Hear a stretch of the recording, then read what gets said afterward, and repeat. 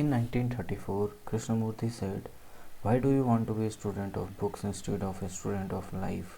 Find out what is true and what is false in your environment with all its oppressions and its cruelties, and then you will find out what is true."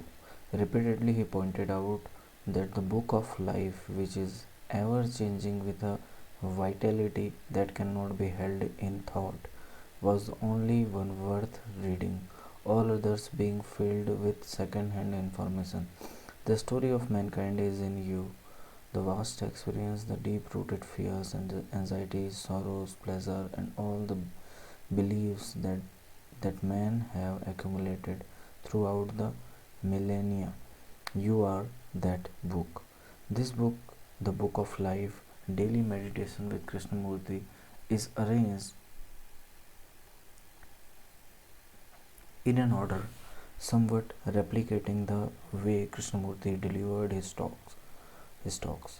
He usually began with listening and the relationship between the speaker and the audience, and ended with subjects that naturally emerged when life is in order and greater depth begins to surface into consciousness.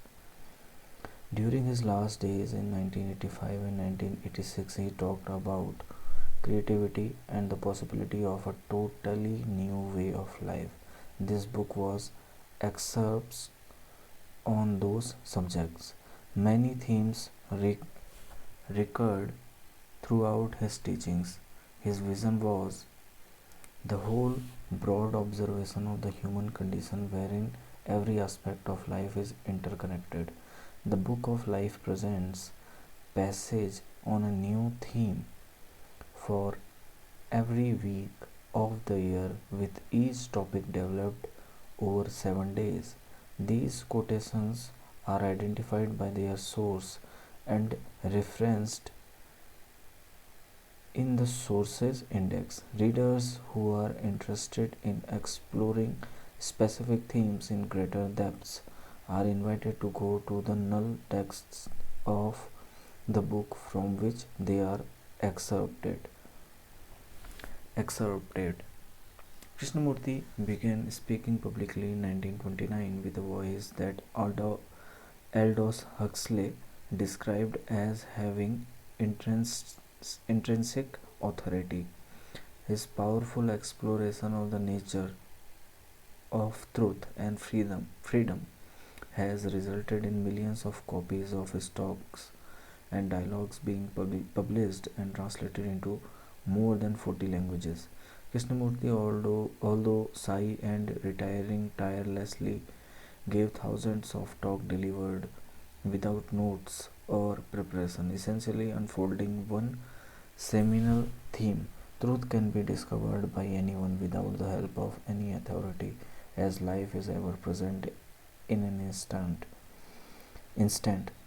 His talk spanned the whole range of personal and social conflict and concern, observing the depth and scope of our behavior as it occurs in the moment becomes the necessary action in transforming ourselves and our society. When asked by someone attending one of his talks why he spoke and what he wanted to accomplish, he replied, "I want to tell you something, perhaps the way to find out what is really not the way as a system, but how to set about it. And if you can find this for yourself, there will not be one speaker, there will be all of us talking, all of us expressing that reality in our lives where we are. Truth cannot be accumulated. What is accumulated is always being destroyed. It withers away. Truth can never be withered because it can only be found from moment to moment in every thought, in every relationship, in every word, in every gesture, in a smile, in tears. And if you and I can find that and live it, the very living is the finding of it, then we shall not become propagandists. We shall be creative human beings, not perfect human beings, but creative human beings, which is vastly different. And that I think is why I am talking, and perhaps that is why you are here listening. There is only the problem, there is no answer, for in the understanding of the problem lies its dissolution. Often, often when he was asked a question, Krishnamurti responded, "Let us find out what we mean by." Thus, examining, sorry, examining the question and opening it up the inquiry rather than immediately giving an answer. For Krishnamurti, probing a question or problem fueled that inquiry rather than simply following a logical and intellectual search for an answer. The exact the extract in this book are presented to the reader as questions that might have been posed without a prompt from the reader for an immediate answer. Krishnamurti pointed out that the dialogue with his listeners in the talks that he gave was not intellectual and was not anchored in thoughts and ideals. He said, after all, the purpose of these talks is to communicate with each other and not to impose upon you a certain series of ideas. Ideas never change the mind, never bring about a radical transformation in the mind. But if we can individually communicate with each other at the same time and at the same level, then perhaps there will be an understanding which is not merely propaganda. So these talks are not meant to dissuade, dissuade or to persuade you in a way, either actually or subliminally. Subliminally.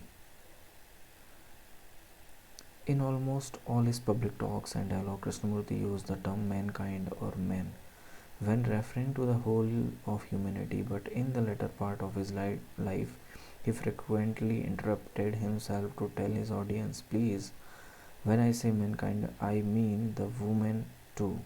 So don't get mad at me." Krishnamurti spoke with extraordinary simplicity and not as a guru or religious teacher with a derivative teaching, especially vocabulary or ties to any organization or sect. Demand for his clear, authentic teaching grew as he traveled the world from 1930 until his death 1986. He spoke to ever larger audience in Europe, North America, Australia, South America, and India. This book contains excerpts taken from published and unpublished talks, dialogues, and writing between 1933 and 1968. Among those is the first popular Krishnamurti book, Read by the Public at Large, Education and the Significance of Life, written under a large oak tree in Ojai, California, and published in 1953 by Harper and Row, the publisher that was to continue for more than 30 years to publish his work in America. His next book, The First and Last Freedom, was also published by Harper and Row in 1954, and with a long preface by his friend Aldous Huxley. Commentaries on living were written between 1949 and 1955 in longhand on pages without margin and with no corrections or erasures. Aldous Huxley had encouraged Krishnamurti to write, and the manuscript edited by D. Rajagopala was published in 1956. Essentially, it is a chronicle of Krishnamurti's interview with people who came to be with him and talk, and there is in these pages the feeling of a meeting of two friends talking and exploring without hesitation or fear. The chapter in these books often open with a brief description of the landscape, climate, or nearby animals.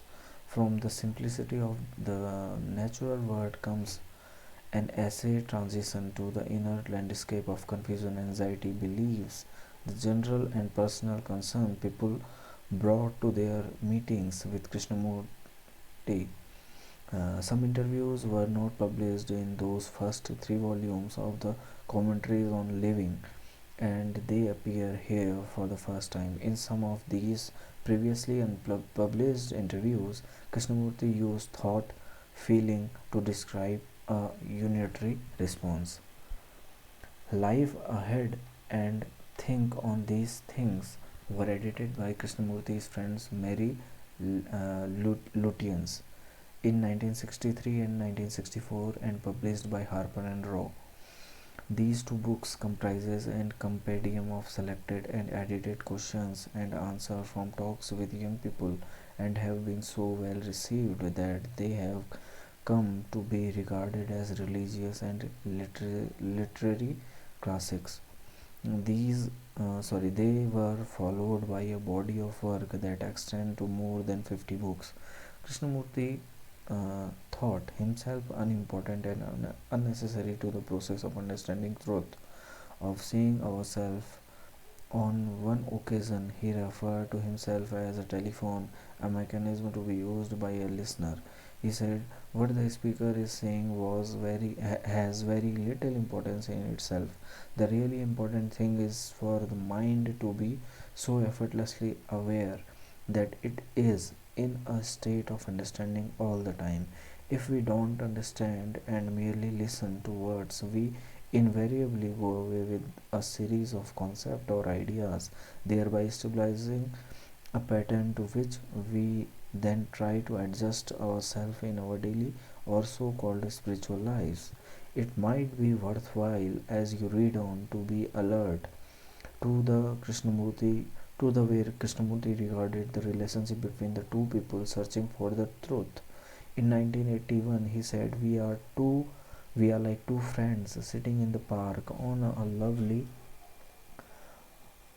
day, talking about life, talking about our problem, investigating the very nature of our existence, and asking ourselves seriously why life has become such a great problem. Why, though intellectually we are very sophisticated, yet our daily life is such a grind without any meaning except survival, which again is rather doubtful.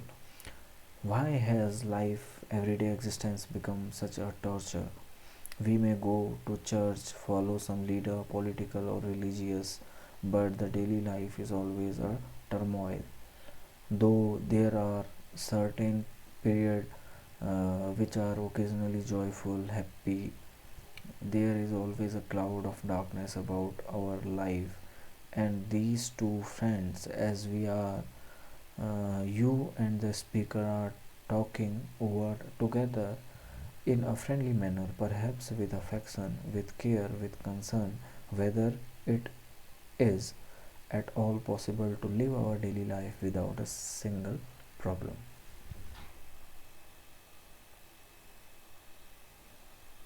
So, we will continue from January in the next video.